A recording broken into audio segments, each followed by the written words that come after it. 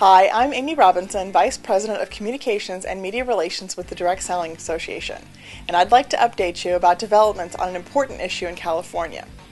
In late July, direct sellers were saved from a potentially onerous and counterproductive measure when Governor Arnold Schwarzenegger and the Democratic and Republican leaders of the California legislature reached a bipartisan agreement to close California's nearly $27 billion deficit. Previous versions of the budget proposal had included a provision that would have imposed a 3% withholding on payments to independent contractors in that state. Throughout the negotiations, the governor insisted that independent contractor withholding not be included, and he should be commended for maintaining this position and ultimately negotiating an agreement that did not include withholding. However, this victory does not mean the battle is over. California's economy is still in trouble, and commitments will likely exceed revenues for the state again in the very near future. Withholding on independent contractors will likely be proposed again. Even though it may seem like a quick source of revenue, the state's own franchise tax board admits the long-term results would be quite different.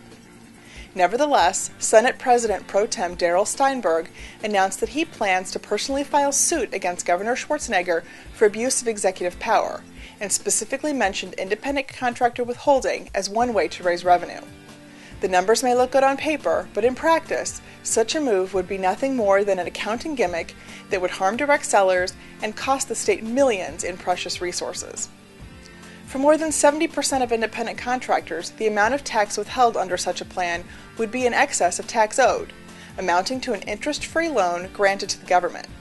Instead of gaining an estimated $1.9 billion in revenue, the state would ultimately lose money, due in part to the administrative costs of refunding money to taxpayers, money those hardworking Californians would otherwise be using during the year to support their families, expand their businesses, and boost California's economy. Direct sellers already have a very high tax compliance rate. An estimated 95% of tax owed is paid. Additionally, most direct sellers have a very modest annual income, which they immediately reinvest in the economy.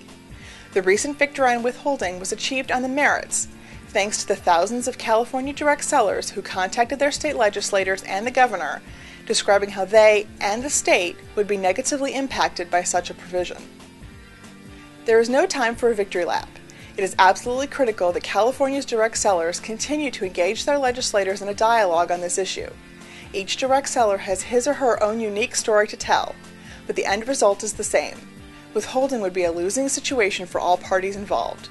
Direct sellers have prevailed on the merits each time this proposal has been introduced, and with the active engagement of California's 1.8 million sellers, we will certainly do so again.